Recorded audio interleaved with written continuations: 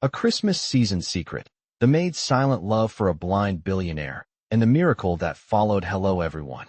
Before we begin today's story, I have a small favor to ask. Please take a moment to hit the subscribe button and turn on the notification bell, so you never miss our channel's new videos. It is quick, it is completely free, and it is the best way to support us in bringing you more emotional and dramatic stories like this one. Your support truly means the world to us. And while you are here, I would love to know something about you. Where are you watching from today? Drop your city or country in the comments below. Thank you so much for being here. Now let us begin. Let us go back to our main character. The first thing you notice is the silence. Not the peaceful kind, but the heavy kind. The kind that fills a room even when it is large, warm, and expensive. Morning light pours through the floor-to-ceiling windows of a Manhattan penthouse, reflecting off polished glass and marble surfaces. Outside, the city is already awake. Cars move. People rush. Life goes on. Inside, a man sits perfectly still on a cream-colored sofa. His posture is straight, his shoulders squared, his white shirt buttoned neatly to the collar. Dark glasses rest on his face, hiding eyes that no longer see the light flooding the room.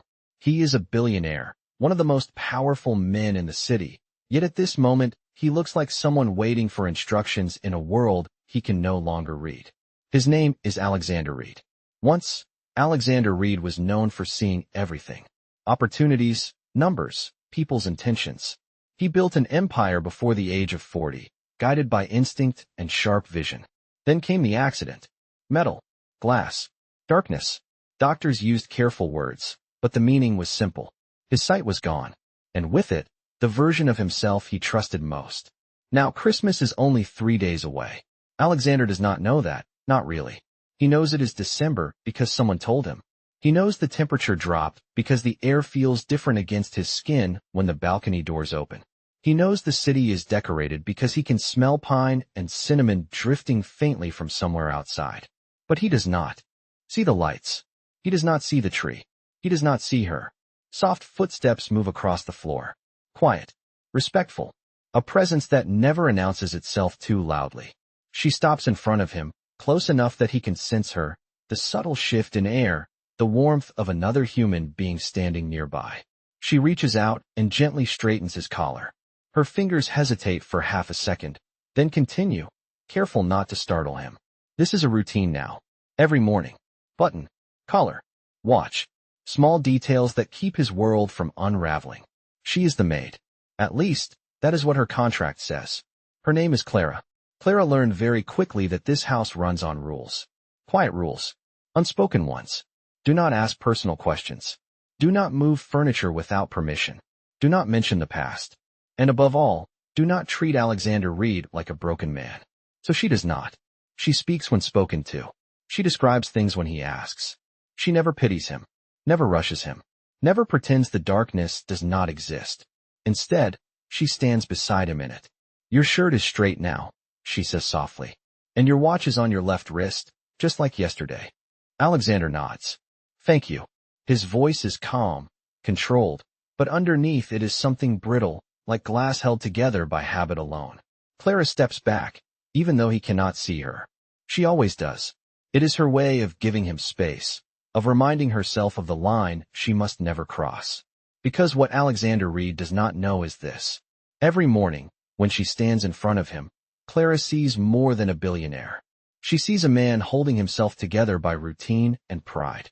A man who believes no one could ever truly love him without seeing his face, his status, his world. And every morning, without meaning to, without planning to, she loves him a little more. Silently, carefully, knowing he may never see her at all. And as Christmas draws closer, the secret growing in her heart is about to change everything. By the time Clara finishes her morning tasks, the penthouse feels the same as it always does. Clean, quiet, carefully controlled. Yet beneath that order, there is a tension she has learned to recognize, like a low hum beneath the walls. Alexander Reed does. Not like mornings. They remind him of what he lost. He sits at the dining table now, fingers resting lightly beside a cup of untouched coffee. The aroma is rich, freshly brewed, exactly the way he likes it. Clara made sure of that. 2 spoons of sugar. A splash of milk warmed before pouring. She learned his preferences without asking, listening instead to the pauses in his voice, the faint tightening when something felt wrong.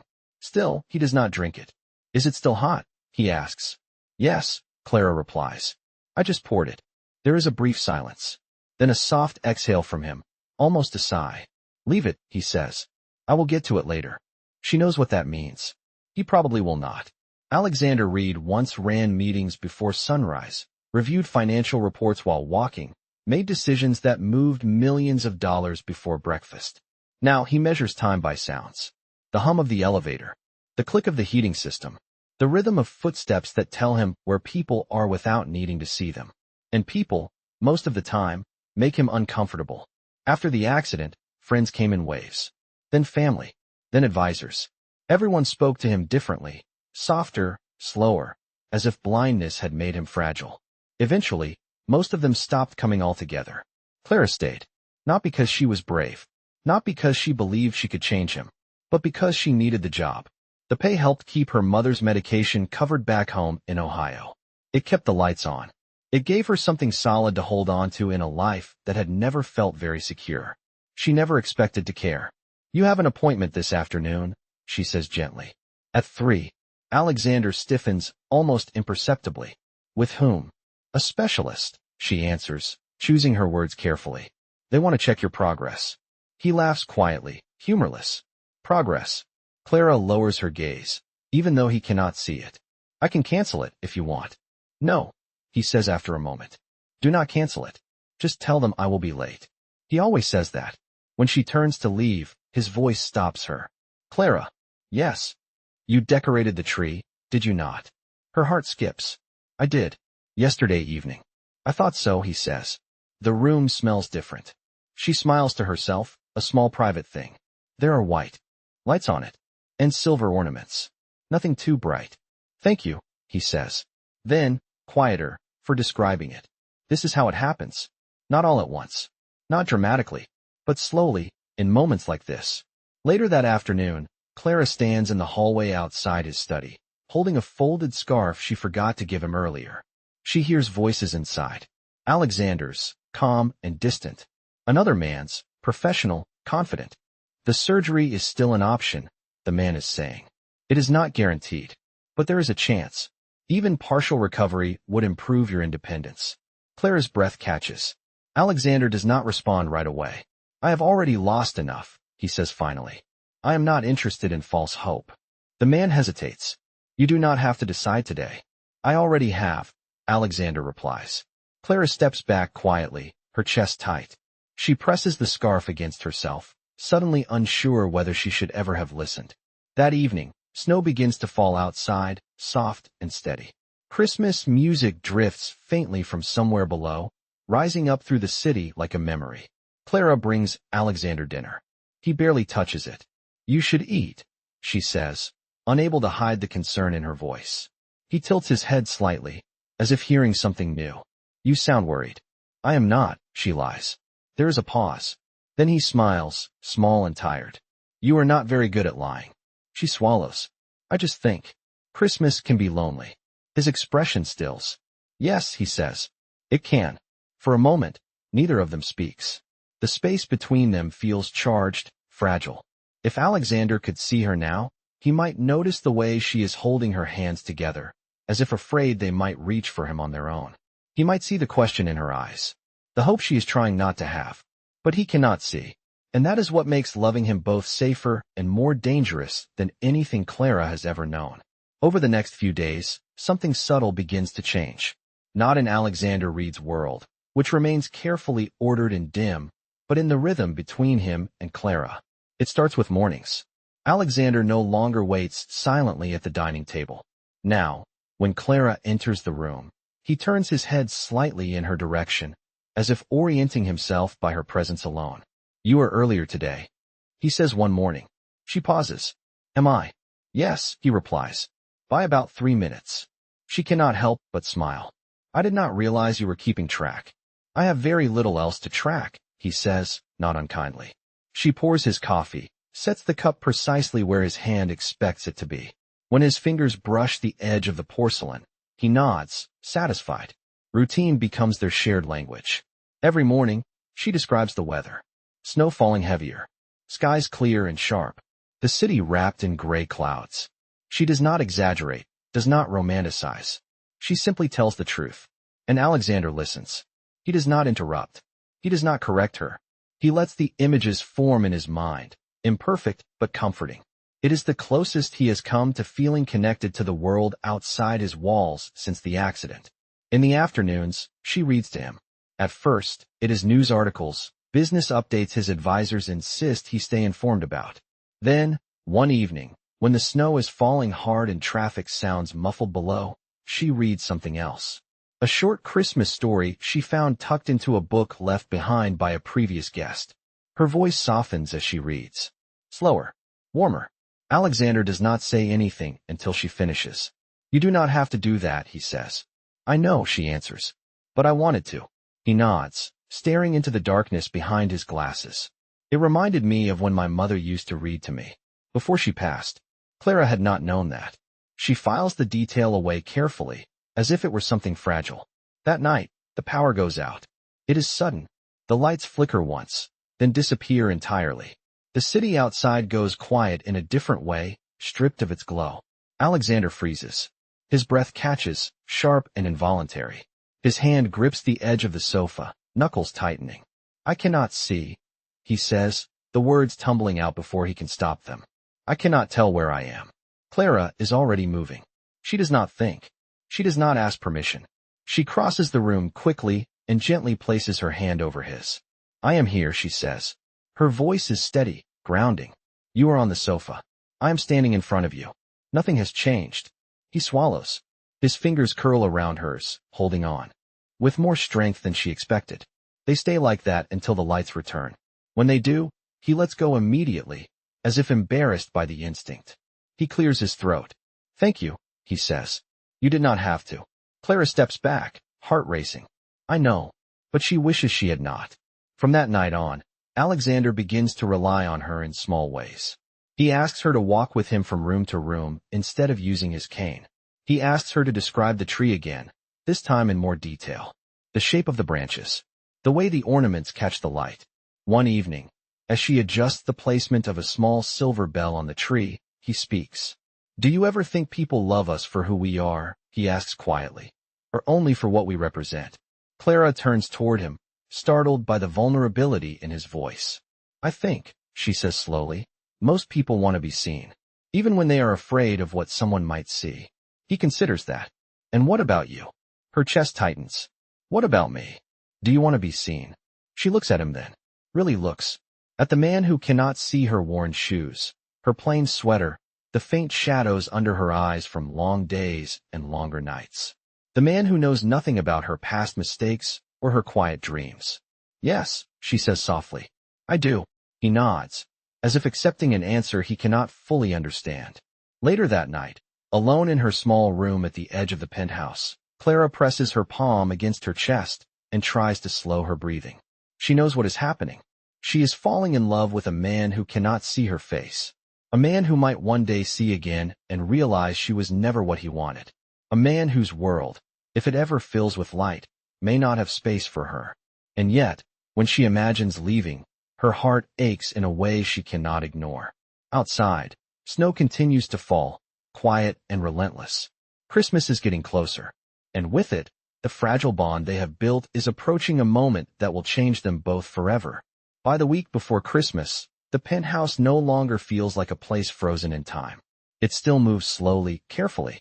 But there is warmth now, not from the heating system or the decorations, but from something quieter, something human. Alexander Reed begins asking questions, not about markets or meetings, but about Clara. Where did you grow up? He asks one evening as she sets a bowl of soup in front of him. She hesitates, surprised. A small town in Ohio. Did you like it? She thinks for a moment. It was simple. I did not always appreciate that when I was younger. He nods. I did not appreciate simplicity either. She sits across from him, careful to keep her distance, but close enough that he knows she is there. He eats slowly, deliberately. When he finishes, she clears the bowl. Why did you take this job? He asks suddenly. Her hands still. For the money, she answers honestly. He smiles faintly. Honesty suits you. There is more she could say. About her mother. About fear. About how she never expected to end up here. But she keeps those things to herself. Some truths feel too fragile to speak out loud. The next day, Alexander does something unexpected. He asks her to accompany him outside. To the balcony, he says. I want to feel the snow. Clara wraps a scarf around his neck and hands him his coat. She hesitates, then places her arm lightly through his. He stiffens for a fraction of a second, then relaxes. The doors slide open, and cold air rushes in. Snowflakes brush against his face, melting instantly against his skin. It smells clean, he says. Sharper than inside. The city looks quieter from up here, she tells him. Like it is holding its breath. He tilts his head toward her voice. Do you ever wish you could see what others cannot? She smiles, even though he cannot see it. Sometimes. They stand there in silence, snow falling around them, until his hands begin to shake slightly from the cold. Inside again, Clara helps him remove his coat. Her fingers linger for half a second too long at his wrist. He notices. You do not have to be so careful with me, he says. I do, she replies softly. I want to be. That night, Alexander sits alone in his study long after Clara has gone to bed. He reaches into a drawer and removes a slim folder. Inside are documents he has not looked at in months. Medical reports. Specialist notes. Options he pretends not to consider. He thinks of Clara's voice describing the tree. The snow. The way she stood with him in the dark without panic. For the first time in a long while, the idea of seeing again does not feel like a threat. It feels like a question. The following afternoon, Alexander asks Clara to join him for tea. She sits across from him, hands folded neatly in her lap. There is something I should tell you, he says. Her heart begins to pound. All right. I have been testing you, he says calmly. Her breath catches. Testing me? Yes, he continues. I wanted to know if you would treat me the same whether I was a powerful man or a helpless one. Whether kindness would remain when there was nothing to gain. Clara stares at him, stunned. And, he adds quietly, you have. A rush of emotion floods her chest. Hurt. Relief. Confusion. I was not pretending, she says. I did not know I was being tested. I know, he replies. That is why it mattered. She swallows. And what happens now? He pauses. Now I do not know. For the first time since she met him, Clara feels the urge to step away. To protect herself. To remind herself of the line she has been careful not to cross. But Alexander speaks again. There is a surgery, he says. An experimental one. I have refused it. Her heart sinks. Why? Because I was afraid, he admits. Afraid of failing again. Afraid of seeing the world and realizing it no longer wants me. She takes a breath. And now, he says, I am afraid of not trying. The room feels impossibly quiet. If you regain your sight, she says slowly, your life will change. Yes. And you might not need me. He turns his face toward her voice. I already need you. The words hang between them, heavy and undeniable. That night, Clara cannot sleep. She lies awake staring at the ceiling, replaying his voice, his confession, the fragile hope he is allowing himself to feel. She knows this moment cannot last forever. Soon, Christmas will arrive. Decisions will be made. Light will return, or it will not. And when it does, everything they have built in the dark will be tested by what can finally be seen. The days leading up to Christmas arrive quietly, almost cautiously, as if they are aware of how fragile everything inside the penthouse has become. After Alexander tells Clara about the surgery, nothing dramatic happens. There is no sudden decision, no emotional confrontation. Instead, life continues in the same careful rhythm they have built together. And yet, everything feels different. Alexander becomes more thoughtful, more present. He listens longer when Clara speaks. He asks her to sit with him in the evenings, not for any practical reason, but simply so he does not feel alone. One night, she sits across from him near the Christmas tree, the soft glow of the lights reflected faintly in the dark lenses of his glasses. Tell me about your favorite Christmas, he says. She is caught off guard. Mine. Yes. She thinks for a moment. I was 9. My mother was sick, but she insisted on baking cookies anyway. The kitchen was a mess. Burned sugar everywhere. We laughed the whole night. He smiles. You remember the laughter more than the gifts. There were no gifts, she says gently. That might be why it mattered, he replies. Another silence settles between them, comfortable now, familiar. Later that evening, as Clara prepares to leave the room, Alexander speaks again.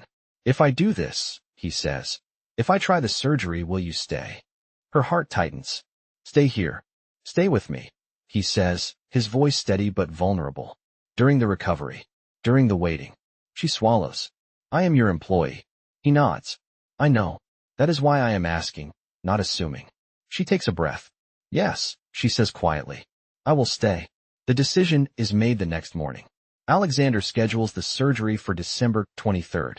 The penthouse fills briefly with doctors, assistants, quiet instructions.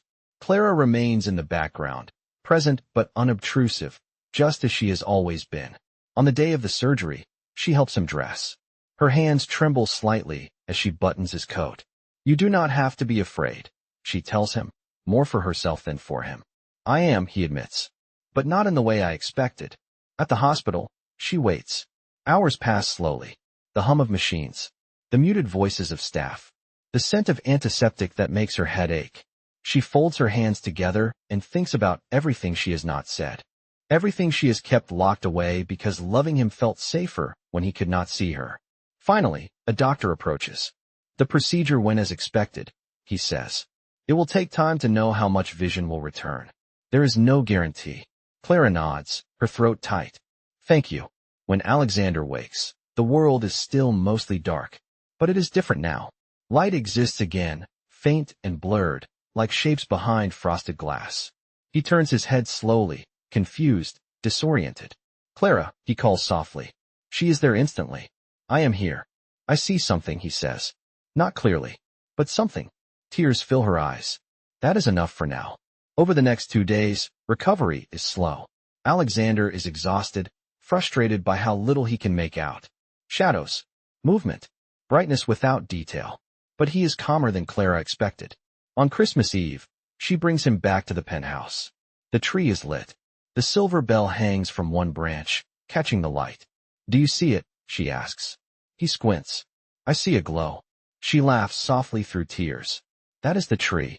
He reaches out, guided by her voice, and his fingers brush the small bell. The sound is gentle, clear. For the first time, he smiles without restraint. That night, as snow falls outside once more, Clara sits beside him, closer than she ever has before. He turns toward her. I do not know what tomorrow will bring, he says. I do not know how much I will see. She holds her breath. But I know this, he continues. I fell in love with you before I ever saw the world again. Her heart breaks open in the quietest, most beautiful way. Christmas has not brought a perfect miracle. It has brought something better. The courage to choose each other, even when the future remains uncertain. Christmas morning arrives quietly. There is no rush of voices, no crowded living room, no pile of wrapped gifts. Just pale winter light filtering through the windows and the soft hum of the city waking up below. Alexander sits in his usual chair, facing the windows. Today, he does not wear his dark glasses. His eyes are still adjusting, still sensitive, still uncertain. He can see shapes now. Light and shadow. Movement.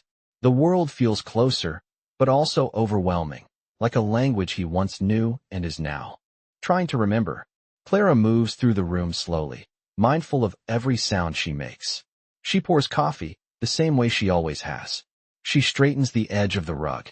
She pauses when she reaches the tree, touching one ornament gently, as if grounding herself. You do not have to be so quiet, Alexander says. She turns. I did not want to distract you. He smiles faintly. You never distract me. Her heart tightens. They eat breakfast together in near silence. Not awkward, just full. Afterward, Alexander breaks it. There is something I should tell you, he says. Clara stiffens. All right. My family is coming tomorrow, he continues. My sister. My legal advisor. They want to discuss what happens next. She nods slowly. Of course.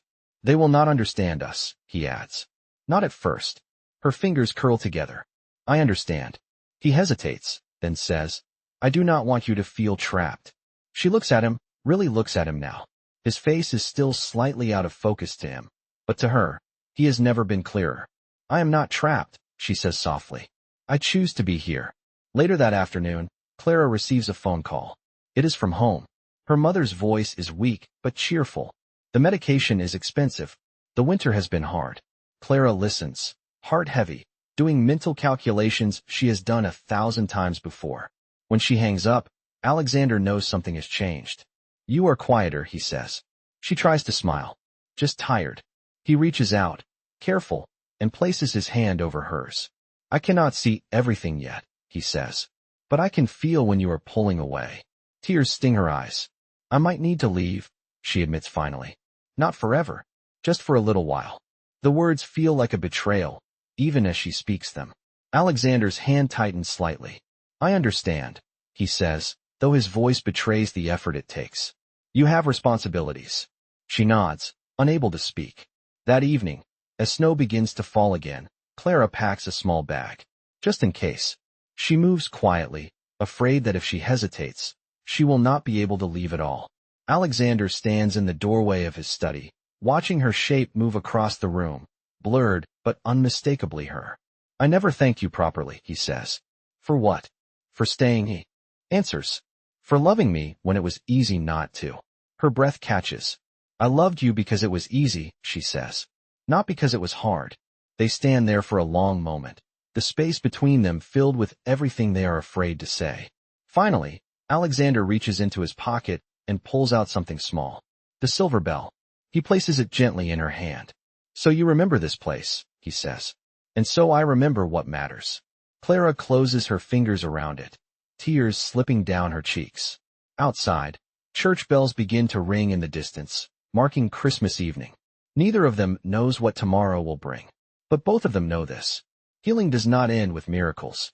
Sometimes, it continues in the choices we make when love asks us to be brave. The next morning feels different. Not because anything has changed yet, but because everyone senses that it will. Alexander's family arrives just after noon. Clara hears them before she sees them. Confident footsteps. Familiar voices. The sound of people who belong in this world and know it. She stays near the kitchen at first, giving Alexander space, reminding herself that this is his life, not hers to manage. From the living room, voices drift toward her. "We are relieved you agreed to the surgery," his sister says. "It was the logical choice." Logical. The word lands heavily. "And what about the staff?" the legal advisor adds. "Once your vision stabilizes, there will be changes. A new structure. Fewer accommodations." Clara feels her stomach tighten. Alexander's voice remains calm. "Clara will stay." There is a pause. "The maid," his sister says carefully. "Alexander, this situation was temporary. You were vulnerable." Clara steps back instinctively, as if the words have pushed her. "I was honest," Alexander replies. "That is more than I can say for most people in this room." The conversation ends soon after. The family leaves with polite smiles and unresolved tension hanging in the air.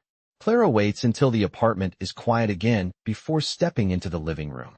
Alexander sits by the window, his expression unreadable. "I heard enough," she says softly. "I should go." He turns toward her voice. "Do not decide because of them." "I am not," she answers. "I am deciding because this is your life. And soon, you will see it clearly again." His jaw tightens. "And what do you think you will see?" he asks. She hesitates. "Someone who does not belong here." The words hurt more than she expected. "You belong," he says firmly. She shakes her head. "Not in their world. And not in yours, once it is full again." That afternoon, Clara leaves. Not dramatically. No argument. Just a quiet exit with her small bag and the silver bell tucked safely inside. Alexander stands near the door, watching her shape disappear down the hallway, blurred but unmistakable. "I will call you," he says. She pauses. "You do not have to." "I want to," he replies. The door closes. The penthouse feels empty again, but not the way it once did. This time, the silence feels earned. Over the next few days, Alexander's vision improves slowly. Colors sharpen. Shapes gain edges. Faces become recognizable again. And with each improvement, something else grows heavier. He sees the tree clearly now. The ornaments. The bell missing from its branch. He sees the chair where Clara used to sit. And he understands, painfully, what it means to see too late. Meanwhile, Clara stays with a friend across town. She helps her mother arrange medication deliveries. She takes temporary work where she can. At night, she fingers the silver bell and wonders if she did the right thing. On New Year's Eve, Alexander stands alone in the penthouse, the city bright and loud below. He no longer wears dark glasses. He can see the world again. But for the first time, he understands something he never did before. Seeing means nothing if you do not recognize what truly matters. And so, as the clock moves closer to midnight, Alexander Reed makes a decision. Not as a billionaire, not as a man who has regained his sight, but as someone who finally knows exactly who he is looking for. Alexander does not sleep that night. He stands by the window, watching the city move with a clarity he has not had in nearly a year. The lights are sharp now. Individual windows glow. Cars trace lines of red and white through the streets below. The world has come back into focus. And yet, it feels incomplete. He thinks of Clara's voice describing the snow. The way she always paused before touching him, as if giving him the dignity of choice. The way she loved him when he could offer nothing in return, not even his gaze. By morning, the decision is no longer a thought. It is a certainty. Alexander Reed does not call his assistant. He does not schedule a meeting. He does not prepare a speech. He leaves the penthouse alone. Across the city, Clara is finishing a morning shift at a small neighborhood cafe. The work is simple, honest. The pay is modest, but it helps. She keeps her head down, pours coffee, wipes counters, and avoids thinking too much. Outside, snow begins to fall again, lighter than before, almost hopeful. When she steps outside for a breath of air, she hears a familiar voice say her name. Clara. She freezes. She turns slowly, afraid her mind is playing tricks on her. Alexander stands a few feet away. No dark glasses. No assistant. No hesitation. Just him. He looks at her like someone seeing something precious for the first time.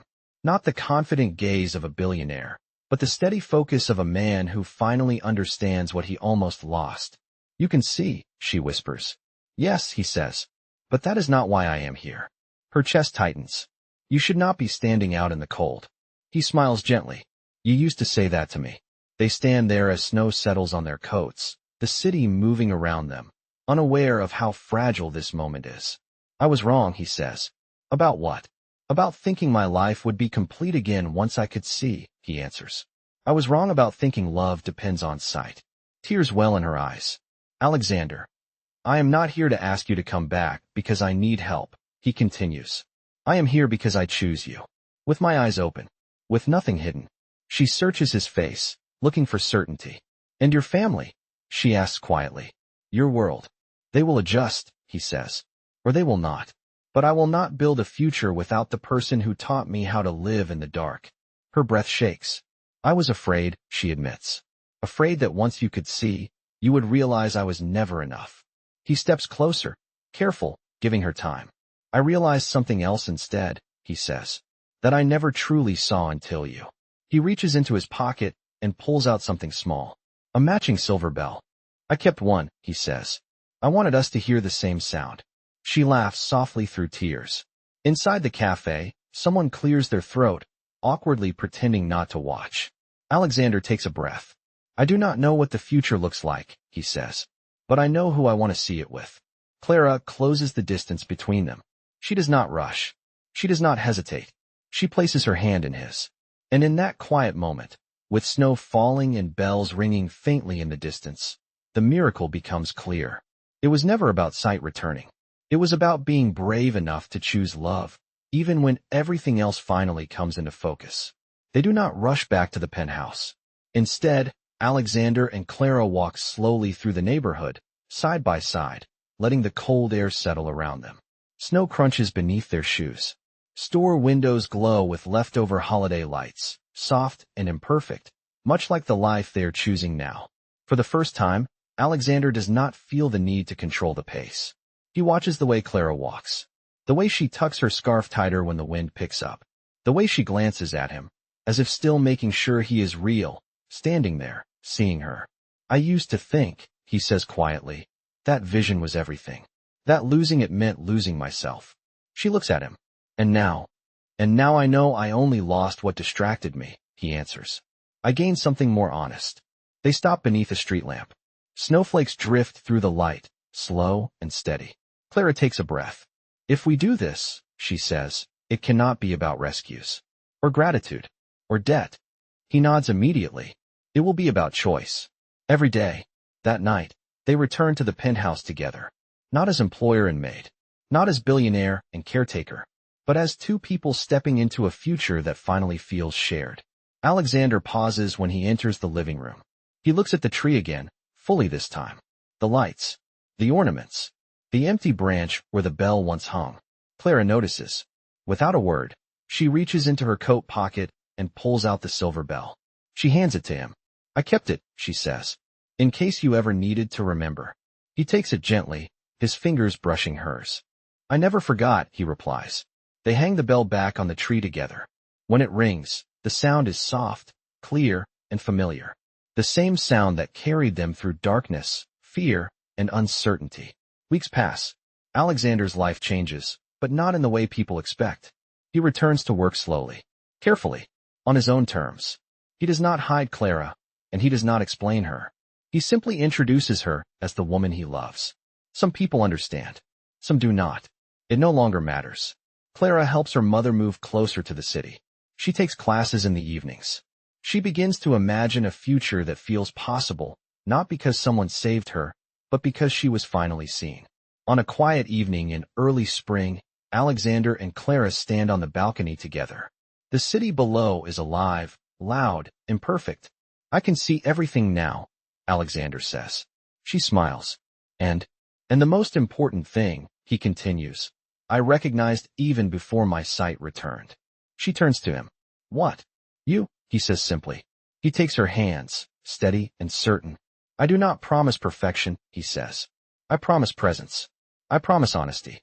I promise that even if the light fades again, I will never forget who taught me how to live without it."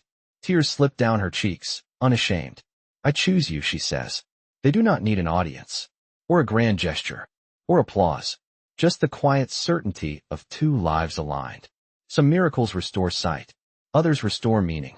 And sometimes, the greatest miracle of all is learning that love does not begin when the world comes into focus. It begins when someone chooses to stay, even in the dark.